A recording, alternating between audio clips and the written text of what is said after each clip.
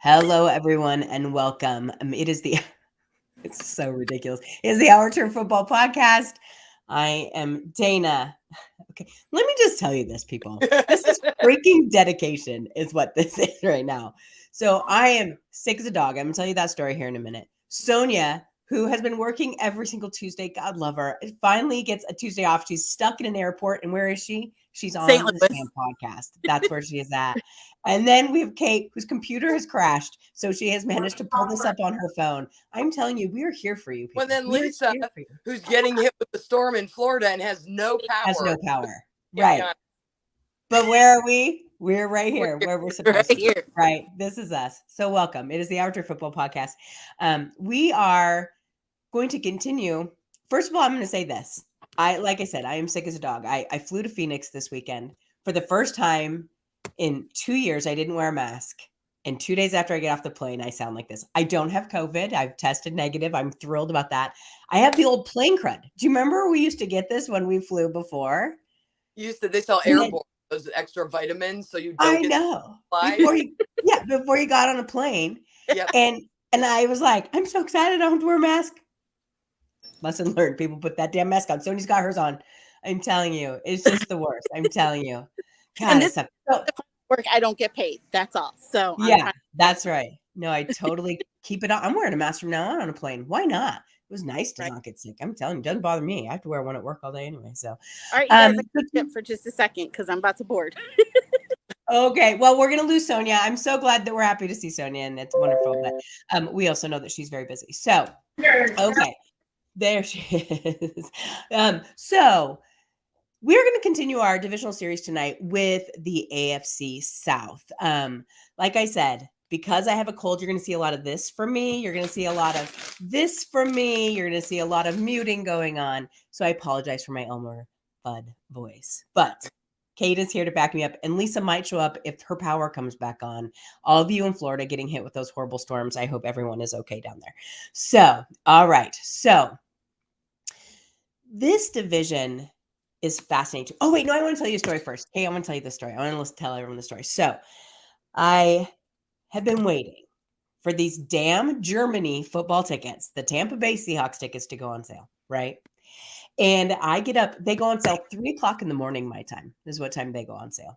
So therefore, we go ahead and I set my alarm, even though I'm sick, and I go ahead, I get up, I get in line. I hit waiting in line for these tickets, right? And these are the hospitality tickets. Kate, these are the tickets that are 560 euros and 625 euros, right? So I'm like, oh, they'll definitely be there waiting there. Hey, Lisa's back. Woohoo. I hit get in line queue. I was 80,000th in line in the queue. There were 80,000 people ahead of me. This stadium only holds 75,000 people, right? 80,000 people. I saw a picture later. Someone else ended up being 92,000th in line for these tickets. They were gone in a second. Don't ever anyone let you tell you Germany doesn't love football, because holy crap, they are in. I'm now keeping my fingers crossed for NFL on location. We'll have to see. So anyway, if you are going to these European games, if you're going to Mexico, if you're going to Germany, get on it quick, people, because it's going to go fast. Lisa has joined us. Lisa's power, maybe not back. I don't know. No, it is. It's still rumbling. So if you lose me, I'll try to boot back on. But it came through heavy. Yeah. Well, we are glad you're here. Sonia was here, and then she had to board her plane, so she left. But at least we got to see her face for 1 minute. That was really nice. But okay, so everyone, we are going to start tonight with the AFC South. We got done with all the NFC teams. If you want to go back and see an NFC team, we have all of those on our YouTube channel, and they are slowly being uploaded to our website, so you'll be able to find them on either place. But we are going to start with the AFC, and I wanted to start with the AFC South tonight because this division is fascinating to me, right? Like, the interesting thing about this is you have two complete opposite teams going on. You have the Titans, who are doing well and playing well, and the Colts, who are on the rise, and now they have a brand new quarterback and they look like they're just rolling, right? They're getting to where they need to be. And then you have Jacksonville, who struggled for years and keeps turning these coaches over and these players over. And then you have the Texans, who have been a disaster for years, but they managed to, shake things up a little bit and look like they were headed in the right direction. I find that all of these teams seem to be headed in the same direction. Some are just taking a couple extra years to get there. But I really, really liked this division, and I wanted to spend some time with it. Now, there's been a lot of change over. Two of these teams have new coaches, new head coaches. There's new quarterbacks involved. We're going to have a second-year quarterback in Jacksonville. We have Davis Mills, so I can't wait to hear about your opinion about him, because I was actually really impressed with the way he played last year, the Texans quarterback, and so I want to see your thoughts on that. But and then we have to talk about Jacksonville and what is going to go on down there. So let's go ahead, and we're going to start with, who did I say we'd start with? The Titans. And the Titans last season, they were 12-5. Kate, this team was really fascinating to me because they had everything they needed. And then Derrick Henry gets hurt. Yeah, but even the injury, they managed to persevere and get through. Their problem, at least according to their fan base, is they're blaming it all on Ryan Tannehill, and he can't win a playoff game. And you finish the year 12-5, and you lose a playoff game, and they went. One of the most overreacted fan bases that I saw in the first couple of weeks of the playoffs was they were like, Tannehill's got to go. He's crap. He's no good. What's interesting is them keeping him. We still have him, but we've also got Malik Wills now that they picked up in the draft, who was one of my favorite quarterbacks. I could not believe he was still there for them to have. And so it'll be interesting to see how long Tannehill lasts and when he will get on the field. I don't anticipate any problems during the regular season for him, but that was really, he managed to get them through that section of time with Derrick Henry hurt. We've seen it with other teams. We've seen it when Christian McCaffrey goes down and other running backs, where your whole team is built around that running back and you have nothing to get you through the hard times when they get hurt. And the Tennessee Titans got through last year. They just couldn't get through the playoffs. Right. And, they've sat at the top of this division. We have to remember they're just a couple years removed from the AFC Championship game, if I remember correctly, right? Yep. Yeah. And this team is well built and has been over the last few years. Lisa, Tannehill played for the Dolphins, so you know him well. Are you surprised at the backlash that he has gotten? No, because I think it fits his MO, and that's kind of what happened down here. We got the game manager. You got that game manager. And then I think we talked about it a couple of weeks back when we were in our quarterback conversations about your next tier quarterbacks. And he's just not at that next tier. He, if, like you said, Henry goes down, when you have to have that next tier quarterback where that quarterback can come in and just make things happen, he just doesn't seem like he can make things happen. They had great talent around. Like you said, that this roster's built. I mean, they, with Henry, the wide receivers, defensively, they're there every year. It's that one hump that they just can't get over. And like Kate said, you're gonna have some backlash from the fans because the fans want that. And I think the Titans kind of said that too when they drafted Malik. So I think they kind of agree the same thing, that, if Tannehill can't do it, we're going to line up Malik here, who, like we all talked about, can easily sit a year behind Tannehill. There's no rush in this kid. So I think that's kind of what they thought too, in the lines of I wouldn't say they blame him, but if it's Tannehill, it has to be awful disappointing. I mean, if you're sitting home and you're watching the draft and they draft a quarterback that many projected to go in the first round and basically be the first quarterback off the boards. Right. So, as you guys can see, Sonia is back. Oh, sorry. Sonia is back and she's sitting on the plane. So, Sonia, what I'm going to have you do really quick, I just want you to because I know you got to go, and I appreciate that you tried to hop on it all. Let us know what you think about this division and how, what your thoughts are about the South. Because we were talking about how there's such different levels of teams. You have the Colts, the Titans on one end, and the Texans and the Jags on the other. I kind of feel like this is a division that you're not really going to expect too much from. I think the Titans, you kind of put them in 1A spot because, they have Derrick Henry, they have the weapons, so to speak. but they did run Derrick Henry into the ground last season. So They did. that's going to be a knock, and the Colts have that healthy Jonathan Taylor, Dana knows, and they've got Matt Ryan. And I think they're a little bit more on the up and up. So honestly, I think it's going to be the Colts division, but anything can happen. But I don't really expect too much out of this division this year. Really? So you think it'll kind of stay pat to what it was last year? Yeah, I think so. What do you think about the Lovie Smith hiring in Houston? I like it. I like it a lot. I think he's always been a good coach. And, it's kind of sorry that he had to go out of Illinois, but I think that he's more suited for the NFL. And I think that this is going to be more his style. And I think it'll be a good fit for him. I think so too. I think it'll be really good. Okay, one more thing, and then I'm gonna let you go so you can fly home to your family and be happy. So I wanted to know one more thing, and then we'll let you go. When we talk about Matt Ryan, he was in Atlanta for so long. He's gone to the Colts. Do you think that switch for him will kind of be a Peyton Manning moment where he gets to raise up at the end of his career again, or do you think he's just a 1-year stopgap and they'll just have to it won't be a huge difference from Carson Wentz? I think it'll be like a 1-year stopgap, but I also think that, or maybe a 2-year stopgap, but I also think that he probably is going to be a little bit better and kind of have a Peyton Manning moment. And it'll be kind of ironic because it is with the Colts. So I think that it'll be, I like that move. And I think it'll be at least a good way for him to kind of end his career. Yeah. All right, Sonia, go home to your family. Thank you so much for joining us. Bye, you guys. We appreciate it so much. All right, bye-bye, sweetie.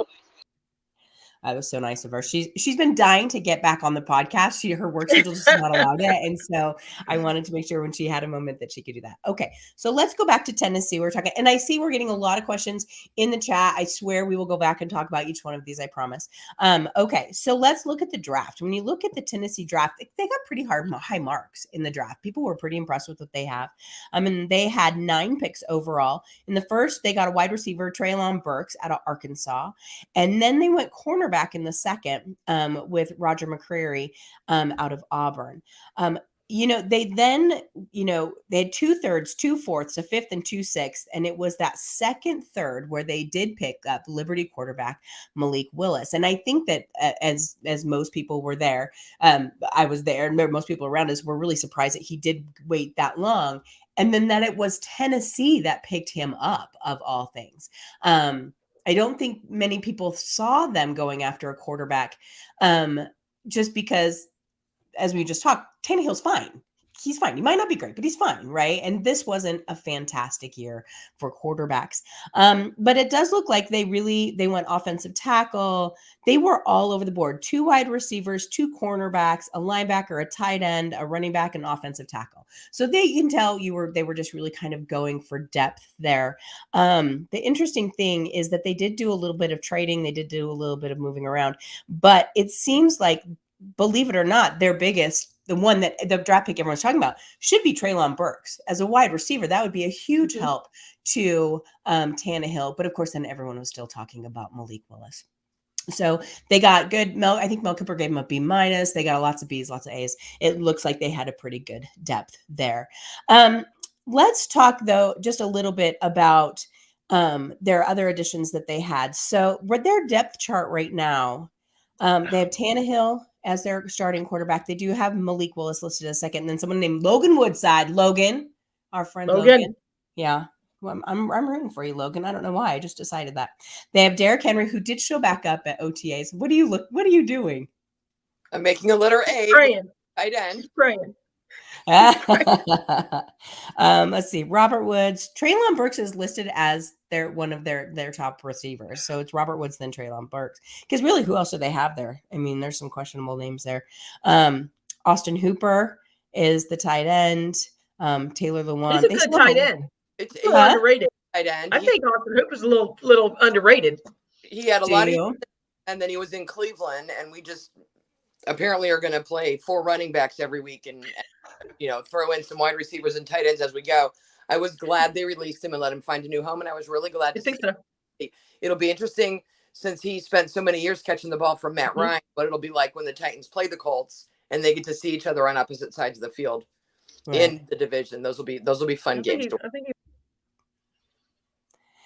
And then when you look at their defensive ends, Harold Landry is now there as a linebacker, Bud Dupree. The names don't quite jump out at you as much as they used to. Jeffrey Simmons, pretty good. But what you do see when you look at their depth chart, you see depth. And that sounds crazy because it's a depth chart. I'm not trying to be funny. It truly is. They have players that can step up and play. And when one next man up is a true mentality for them. I do think, though, one thing about the Titans, I think this is a make it or break it year for Tannehill. And I'm wondering how many other players have make it or break it on there, too. Derrick Henry, believe it or not, was on my radar for possibly a trade if this year does not go well. So not this year. I didn't think he'd be traded this year, but possibly next year. Malik Willis plays fine or whatever. They get rid of Tannehill. I could see them starting to thin out some of these guys to kind of start over with a younger crowd. Am I crazy there, Lisa? Oh, I don't know. It just depends. I think it just kind of depends because giving up a Henry with the numbers that the kid can put up and as big as he is, would be, like I said, but you're right. I mean, you kind of decide what kind of direction you're going into with a Malik Willis if he takes over for Tannehill. Or does he push Tannehill and this is the year that they kind of put it all together? But, they went to the AFC Championship game. 2 years ago? I know, but we've seen teams just say screw it and gut it afterwards. But it's hard to see. It's hard to say because, like you said, they could go younger. A lot of teams are. I should have looked up their cap hit. I didn't get a chance to do that. Are we still talking about cap? Henry's only a $15 million cap hit. He is. Oh, Tannehill's is 29 with the bonus and stuff. He's a 38 on their cap. They've got 11 million of space. It's an interesting roster when I'm looking at the money they have invested in Robert Wood and Kevin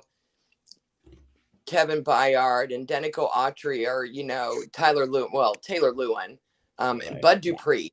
Those are Bud Dupree's the second highest player on that roster right now, offensive linebacker. So it's weird. Like Moneyball. For up that much space. That's a lot of true. But if you can move him for the right things, it forces your offensive coordinator to be a little more creative, and it throws all the defenses off because the defenses coming into the season are worried about containing Henry. And if you do start off in a way that they're not happy with and they decided to move him for something, it might end up being better for the rest of the season because it forces those defenses to completely redo how they game plan for them. Right. Yeah. And then if you shut down Henry, Go ahead, John. I was going to say it just depends on their passing game goes. However, I don't think they'll get rid of him unless he wants to leave. And that's interesting because he might want. Well, I don't know, but if you've got a rookie quarterback, or a young quarterback, you're going to want a good running back. Oh, this will be fun. This is going to be fun to watch. Yeah, it will be because, like I said, if you can, and defenses know that, just like you said, if you shut down Henry, then you make Tannehill beat you. Well, we all know how that's playing out. Yeah. So, But what makes Malik Willis dangerous, and we talked about this, Lisa, when we did the draft show, is he's being, listed as Lamar Jackson 2.0. He is definitely a running threat. He's the perfect quarterback for them to draft with the plan of sitting him for a year because he needs a little more time. I think so too. Ready to go. But if they decide to go with him next year and keep Henry, go ahead, take care of Henry. Now my quarterback's going to run. Right. But does that get Henry upset now? Because Henry's going to want to be. All good running backs want the ball fed to him. All good running backs. So Henry wants to get paid, which he should get paid this year, and then I think he's in his 6th year. Next year, he's going to want a ring. He's going to want to contend, and I think he's one of those guys, maybe similar mindset to like an OBJ, where he will go wherever he's got the best shot at a ring. And if he thinks he's got some chemistry with this new kid coming in, and that there's a shot at a ring next year, he may very well just want to stay where he is. Right. They've got a good chance of winning this division again. If you look at the rest of the teams in it. Absolutely agree. Playoffs. So they just got knocked out by a Cincinnati team last year that was just crazy hot all the way through the Super Bowl. So they just had the bad draw in the seeding. Right. So let's go ahead and move on then, because we do need to talk about these other teams. So let's talk about the Texans next. So I think with the Texans, here's the funny thing about the Texans. So last year, there was so much drama with Deshaun Watson and playing and not playing and sitting there and still getting paid and all of that ridiculousness. They bring in this kid, right? They bring in Davis Mills, right? Is that, I'm saying that correctly? Davis Mills, yes. Yeah. And they go 4-13. Well, no one expected them to do better than that. That team was gutted. They were horrible trades that they did. There was a string of years of them being complete disasters from the front office standpoint. They got rid of all of their big players. You know, they got rid of J.J. Watt. They got rid of DeAndre Hopkins. They got rid of Dwayne Brown. They got rid of all of these, you know, these people who were the pillars of their team. And it cost some people their jobs. What I saw last year was at the end of the season, you saw a team that decided they didn't care what people thought of them. I thought it was really interesting the way that they played and the way Davis Mills plays. Cleveland, or I mean, I just called you Cleveland. Kate, because I saw Cleveland Kate, sorry. Kate, tell us about the Texans from last season, kind of where they ended up. So what was weird with them, as you said, they were 4-13. They went 0-5 in non-conference games in their games against the NFC. And that's a big deal to go 0-5, the same as the Jaguars did. They were only one game ahead of the Jaguars.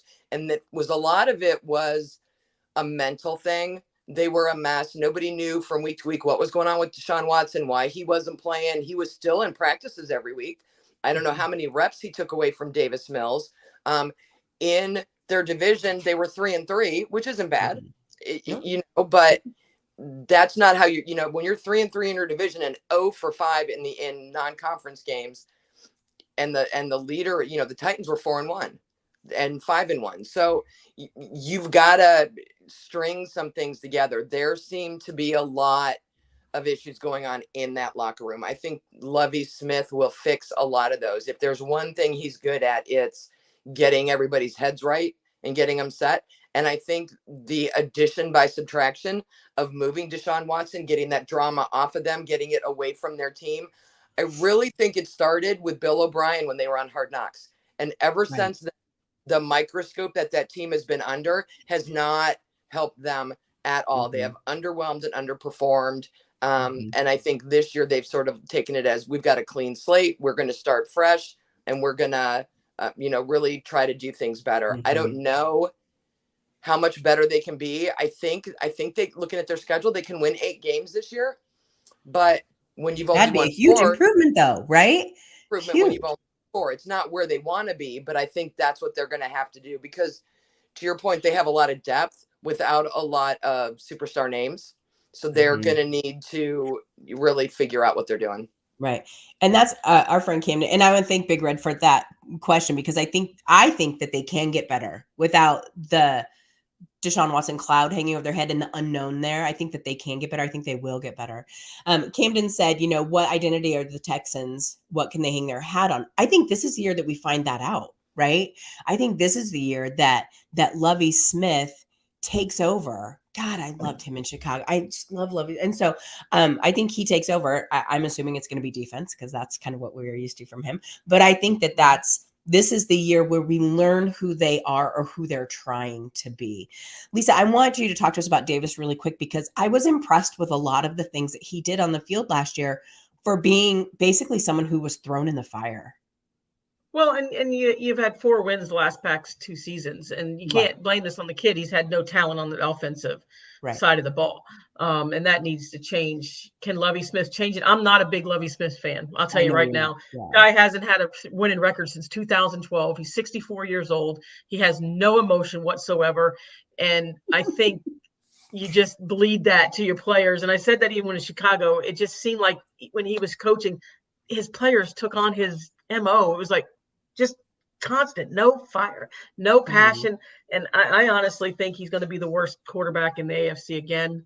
South, I don't see them improving much, honestly. I'm not sold on the Texans. I mean, they've made some moves, and I think, Dana, you got the list there of what they brought in. You know, they addressed some offensive issues, and, you know, but hindsight, if you want to be fair, the kid really had no talent to throw. So what he got into, I just an opportunity, right? Marlon Mack at running back and Brandon Cooks at wide receiver have been Yeah. second tier at their position for a long time. And I think now is their opportunity to step up and claim a spot at being, up in the top tier at their positions. And I think But are you, and their game. Kate, are you that sold on Lovey? I mean, really? I mean, look, we talked about it in Chicago. I mean, he's just so lumdrum. And, like I said, 2012 hasn't had, I don't know. I'm just. Yeah. It's not that I'm sold on Lovey. Fiery, attention drawing clips on ESPN practice. They don't need that. But do you think he was safe, Kate? Do you think he was a safe coach because of all the Deshaun Watson? Do you think that this is let's put Lovey in here, let's calm everything down and change our image? I think it had probably more to do with the players. The players needed some consistency there. They really liked him. They respected him as a coach, and he has enough experience to deal with all of these kids that he's going to have to deal with. Do I think he's the long-term solution there? Probably not. I don't think that that's it. But what I do think he'll have with the Texans is he will have the trust of these players to know that he can improve them. Will it be a huge improvement? I don't know that. Let's look at their draft really quick. So they had 9 draft picks. They had 2 first-round picks. They traded back into the first round to get 2 high-end picks, and they were so good. So they got Derek Stingley Jr., the cornerback out of LSU. Hello. Fantastic. Hello. God, we all love that so kid. good. I'm like, that's a Lovie Smith pick if I've ever seen one. And then they went back in. And it's funny, they went back into the first round from the Dolphins via the Eagles, which is, because this draft was all about moving all over. They went and got Kenyon Green, offensive lineman from Texas A&M. Then they had 2 second-round picks. They got Jalen, Petrie, safety out of Baylor. And then they got another wide receiver, John Mitchie, out of Alabama. They got 2 Alabama players this year. So then they ended up kind of going all over the place. So lots of defense, lots of offensive help. And I think they got 2 wide receivers. They got a tight end. They were really kind of going to kind of start to get that youth movement going a little bit back in Houston again. And let me tell you, they moved all over it looked like they were very determined for certain players because they kept going back in and getting these players. They knew exactly who they wanted. And that to me felt like this sounds, because they're all professional. It felt like a very professional draft. Like they were going for certain players, certain positions at certain times. And so I liked this. They got very highly rated. And I think that they filled a lot of holes that they really needed. Now, if you look at their roster, and once again, I'm sorry if I start to get quiet. So they have Davis is still, and they seem to have a lot of faith in him. Davis is still their starter. They have Kyle Allen, Jeff Driscoll. Wow. I didn't even know he was still. Me neither. Wow. You're right, though. Marlon Mack, Brandon Cooks, Nico Collins. They have their rookie, John Metchke. I'm sure I'm saying that wrong. And then they have tight ends, Brevin Jordan, Pharaoh Brown. They have 4 tight ends. God. They have a fullback. God love them. Andy Janovich. We love fullbacks here at our team. We're getting the love of the fullbacks, baby. Fullbacks are coming back. I know. I love it. Jeremy Tunsil is still there. Kenyon Green. They have Justin Britt. They re-signed Justin Britt. They went back and got quite a few of the players that they had kind of lost before. They added some players that no one's really ever heard of. Sounds terrible. But a couple players from the Jaguars, some from the Lions, Jets. But they did re-sign a lot of their players that they wanted to come back. Justin Britt probably being the biggest one at center just because he became the elder statesman of that group. So it's interesting. And then if you look at them, let me go back to the defense. You have Malik Collins, Rasheem Green is there now out of Seattle. He's actually a really good player. Seattle did want him back. Christian Kirksey is there now. They have Stingley, their rookie. And so is it perfect? Absolutely not. It's not perfect. It's definitely a work in progress, but I've been pretty impressed with what they've been doing in this off season. Lisa, when you look at this team, I know that you're kind of down on them, but what do you think, looking at this team, what do you think their strength will be? It's going to have to be defense. I think when you look at some of the names that you Mhm. mentioned, and I think we had talked about with the Seahawks when we were talking about cornerbacks, we talked about LSU Yeah. Stingley. That, like I said, I really love this kid, and I think that he's a ball hog, a playmaker. So I would look for the defense to complement the offense. I still just this offense, there just isn't that one name. There isn't that one. I just, I'm just, like I said, I'm not. And then I'm sorry, I got distracted by Camden's thing. Is his Texans are also covered for Watson at McNair, referred to as players as prisoners. Well, did have Watson on there, and he probably should be in prison, so he wasn't too far off. But Tell him, Lisa. Tell him. right, but Love it. so yeah, and like I said, I think offensively they're going to struggle. I still see the struggle in the offense. Defensively, that's probably Lovie Smith's MO, building that little defense up a little bit. Yeah. Yeah. So, And then if, they don't do well and Davis doesn't play well this year, then they have that whole slew of quarterbacks they can pick from next year. So maybe that's from a business standpoint, they've only got about $4.5 million available in cap space. They are paying an awful lot of people high $3 million, $4 million, a ton of players. Laramie Tunsil is their highest Tunsil mil, right? Brandon Cooks is next at 10. Derek Stingley's getting 6, and then everyone else is below 5. But there are a ton of people in that range, and it's like, how do you have that much money tied up in all these small increments? So they've got to figure out what to do with those. Moving Deshaun did nothing to help them, as far as that goes. They've got $52 million in dead cap space, and I'm sure part of that is that they've even restructured Tunsil's deal because we know the cap doesn't really exist. But they had no choice but to go after with precision some of these players in the draft, I'm sure, with that whole cap situation in mind.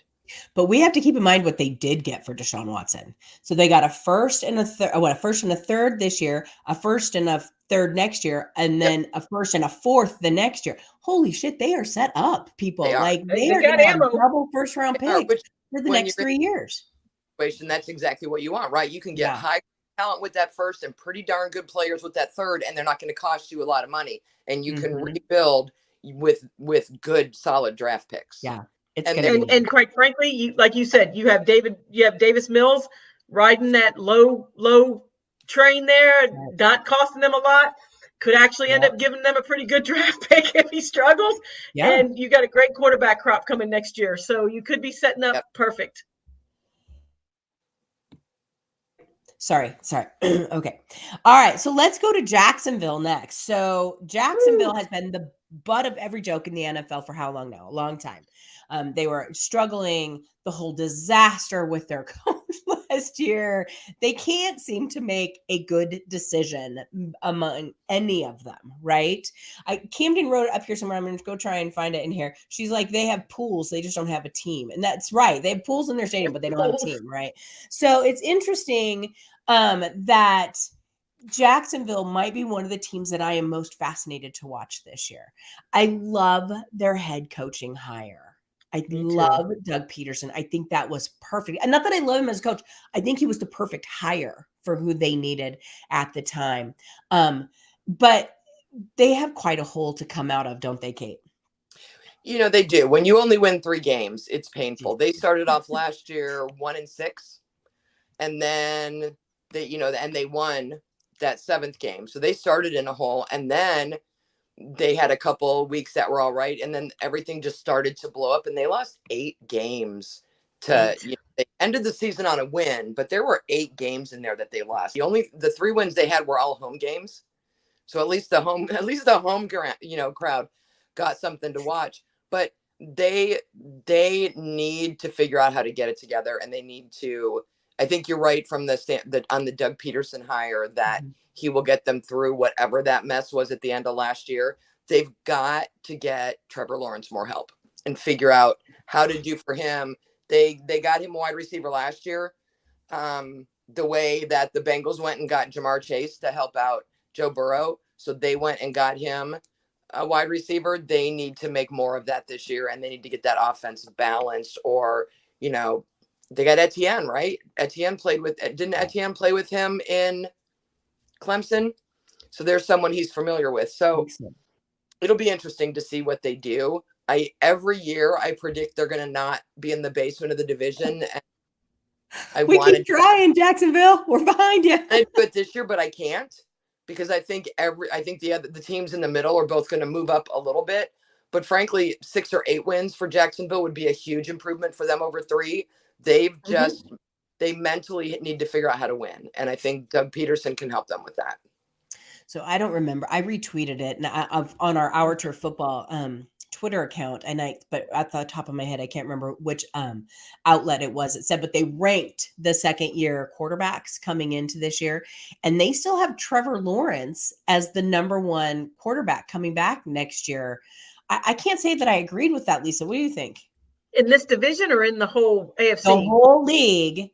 For the Really? second-year quarterbacks, they had him listed as first. And you wonder if Doug Peterson doesn't drive that with what you just said. You know, Doug was, back up to Marino. I mean, he's got all the knowledge of what it takes in this league to win as a quarterback. So that can only, help Trevor Lawrence. So I kind of wonder if some of those ratings aren't driven by the hire of Doug Peterson. Because I couldn't think of a better coach for Trevor to learn under and learn how to be an NFL quarterback with Doug Peterson. So I think Jaguars offense, it's just some of the players they signed for outrageous money. They kind of you're like, what? Christian Kirk. Hello. Yeah, right. Christian Kirk. I was like, wow. And was Ray Jones, Zay Jones, the other wide receiver. All of them. So obviously Doug, they did, and they paid high dollars for this. So it's going to be interesting to see what they do on the offensive side of the ball.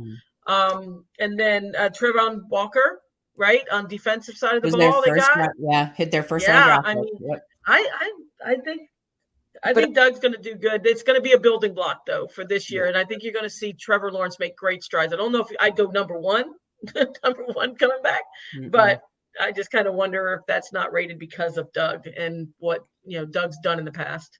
Yeah. But I will throw out there that last year in their 14 losses, their defense gave up an average of 32 points. True. Yeah. True. 50 to New England, and a lot of 30-point games, and your defense can't give up. I think the average is if you can keep teams under 21, you can win 75% of your games. 21's that magic number. And that defense has got to get better. That is not doing Trevor Lawrence any favors when you have crap field position and you're going right back out there. You're going right 3 and out, right back out there. Down 7-0, 14-0, 21-0, and you get that whole pressure of I've got to crawl out of this giant hole instead of playing a game. And throwing the ball. It's got to help him out as well. Right. And Lisa, exactly what you said. He has to throw the ball. They can't, they picked they picked a running back with their first round pick last year, and they couldn't even use him because they were so far behind all the time. Yeah. So for their draft, they had 2 number 1 picks. They did have the number 1 overall draft pick, and they picked Trayvon Walker, edge out of Georgia. A lot of people were surprised at that pick, but it did feel like a good pick for them. They could have gone with Hutchinson. I still wonder if they'll regret that. I wonder, but we'll see. But Dana, like Kate just said, though, that's probably what they looked at. We put 20 on the board. We gave up 43. Makes sense. Yeah. They also, with the 20th pick overall, they got Devin Lloyd, linebacker. So their 2 first-round picks were defense. So, I mean, that's obviously what their focus was. They knew that's where their focus had to be, probably because exactly what Kate said. They also, their 3rd pick was a linebacker out of Wyoming, Chad Muma. Then they finally went running back in the 5th round, and then another cornerback and another cornerback. So they literally, every pick they had but one was on the defensive side of the ball. But they were excellent picks. They got A's across the board with their draft grades. People really loved what they did there. Now, if you look, hold on, I'm going to cough. I'm so sorry. You're good. I'm waiting for her to mention her boy Shaquille Griffin. I was waiting there too. I think I'll just be real happy that Seattle didn't pay him. All right. So I love him and love his family, love his brother. Just on the roster. Yeah. So let me say this though, let's look at their draft or their depth chart really quick. So we have Trevor Lawrence, CJ Beathard. Never say die, CJ. Never say die, CJ. Great And then backup quarterback. Come on, he can come in and win a game. I'm telling you, that's what I mean. He's like the perfect backup quarterback. Jake Luton, EJ Perry. Running backs, they do have Etienne, and then James Robinson, Raquel Armstead. Let's see. And then they got Snoop Connor. God, I love that kid's name. He's the running back they picked up this year. Super fun. They do have for their first, though, they have Christian Kirk.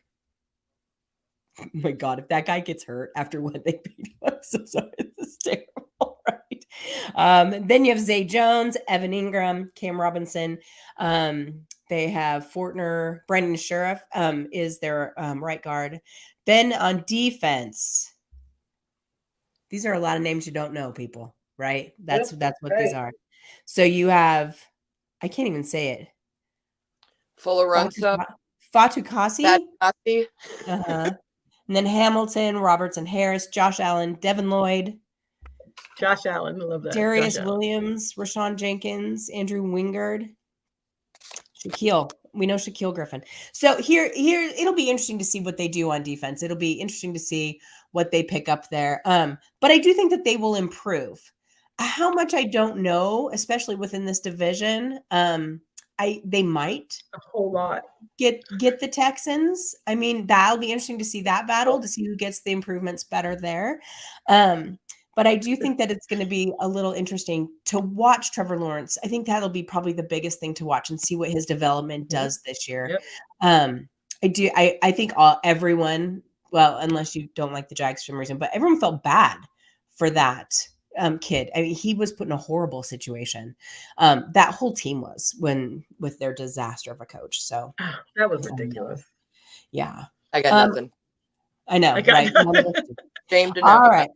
So now let's move on to the Colts here, because the Colts to me are the most fun out of all of these teams. I'm jacked to watch the Colts this year. I think it's going to be super fun. That's why I left them to last. I think that what we saw coming out last year, and they had Carson Wentz, and I don't want to dog Carson Wentz because I don't think Carson Wentz is a bad quarterback, but he wasn't what they needed. And I think he kind of took the fall for that, which I don't know was 100% his fault. But they go and they grab Matt Ryan, Mr. Reliable. If nothing else, Matt Ryan is Mr. Reliable. Kate, last season was impressive, and I think that they're just going to build on that. It was, and they were very close to making the wild card. They had 2 overtime losses that were awful, and that last game of the season, losing to Jacksonville, just mentally, I think at that point there was no way 10 wins was going to get them anywhere. They lost all the tiebreakers and stuff. It was really those 2 overtime losses against the Ravens and the Titans earlier in the year that hurt them. But they had a very nice balance in points scored versus points allowed. There was like a 10-point differential in some of the games. They actually had some games where they scored in the 30s and their defense held their opponents to under 10, which is always a good thing. So it's a good situation for Matt Ryan to go to. They're in a dome, so he won't have to deal with weather after all those years in Atlanta. And even in their divisional teams, he's not going to have a lot of weather to deal with when he travels, to Jacksonville or to Tennessee or to Houston. So I don't think that'll be an issue for him. I worry about Nick Foles being on the bench. I don't know how ambitious Nick is, if he's going to work well with Matt and just be the happy clipboard holder and backup, or if there's going to be actual competition in training camp. But it's interesting to see what happens, right? So I have a lot of hope for this team. We'll see if they live up to the hope or the hype. 9-8 last year. Yes. They were 4-5 at home, 5-3 away. They ended on a 2-game losing streak, which is, not the best way to end a season. And I think that might have been the final straw for Carson Wentz at that point, for sure. Well, and the Raiders was a 3-point game. You could kind of get over that, but the losing 26-11 to Jacksonville to end the season, and you've got that did it game in your head for 8 months. Yeah, that's sure. Frank Reich is talking to them about is y'all lost to Jacksonville. Jacksonville, but it was they had some consistency issues in I would say 6 of the 8 games that they lost. It was just like, what team is this? What happened to the way you play? Why? What? There were some consistency issues, and I don't know if that's coaching or just young players or what that was. So Lisa, how much better do you think Matt Ryan can make this team? I think Frank Reich is counting on it for his job. I think when you look at these coaches in this division, he's the one that, to me, that is going to enter 2022 on the hot seat. He's, and he's got a winning percentage, 57% of games won in the regular season. But when you look at this Frank Reich team for the last, since 2018, when he got hired with Andrew Luck. They went 10-6. Luck retires. Joby Brissett, they went 7-9. 2020 under Phillip Rivers, 11-5. River exit. Here comes Wentz. We went 9-8. So I think you get Reich's another quarterback guy. So I think this is his lifeline. Matt Ryan, to me, is Frank Reich's lifeline. This is Matty Ice's year to save this guy's job. If they can make to the playoffs with him, I think Frank Reich's okay. I think if they can pull off another playoff season, then it's these quarterbacks. I mean, look at the quarterbacks. It's just Luck, Rivers, boom, you're in the playoffs. Wentz, Joby Brissett, you're not in the playoff. Right. So I think it's playoffs are blessed for Frank. The thing that makes me feel bad for Matt Ryan is he can't get away from Tom Brady. He gets Tom Brady in preseason. I know it's preseason, but he's got to be thinking, thank God I'm out of that division. I don't have to see Tom Brady. Right. They're not on his schedule this year. And I'm like thinking, cool, he doesn't have to see Tom. And then I get the preseason schedule and I'm like, damn, they have the Buccaneers. Oh my gosh. It's interesting. The Colts are that team that are always right there in the middle, right? They're always right there. And sometimes they have some really good years, the luck years, and then they have some not so good years. But for the most part, they're always right there in the middle. I don't know that Matt Ryan is the guy to bump them up over the top, but it's definitely possible because we've seen some great things out of Matt Ryan too. So let's look at their draft really quickly. They did not have a first round pick. They had a second round pick. They got a wide receiver, Alec Pierce out of Cincinnati. They had three picks in the third round. They got a tight end, Jelani Woods from Virginia. They got an offensive tackle, Bernard Raymond out of Central Michigan. And then they got a safety, Nick Cross out of Maryland. And then the rest of them, they went pretty heavy with defense at that point. Only they got a tight end, Andrew Ogletree out of Youngstown in the 6th round, but otherwise defensive tackle, cornerback, defensive tackle. So they were definitely looking on the defensive side of the ball there. Let's look at their depth chart. When you look at it, obviously it is weird to see Matt Ryan and Nick Foles. There's times where I think if Nick Foles was smart, he would just be like, I'm going to sit here and be a clipboard carrier. I got my Super Bowl. I got my VI. I got all of that. Now I'm just going to sit here and collect a check. But I don't know if that's going to do it for me. I think Lisa's right. It'll be interesting to see how if it's a true competition or not, to come out of there. I don't know it's one that he can win, but we'll see. And then there's my man, Jonathan Taylor. God love him. Oh, I love Jonathan Taylor. I love good running backs, and he's just my absolute favorite. He can win you a game no matter what, right? So you have Jonathan Taylor sitting there. Then you have Michael Pittman. Taylor and Wright. And Matt. I love him. Alec Pierce, their rookie, Paris Campbell, Mo Alec Cox. They have Matt Pryor, Quentin Nelson, Ryan Kelly in their line. And then on the defensive side of the ball, they have some names, people, right? So they have DeForest, they have Kwity Paye, they have DeForest Buckner, Grover Stewart, Yannick Ngakoue, which I know I'm going to say that wrong. I'm so sorry.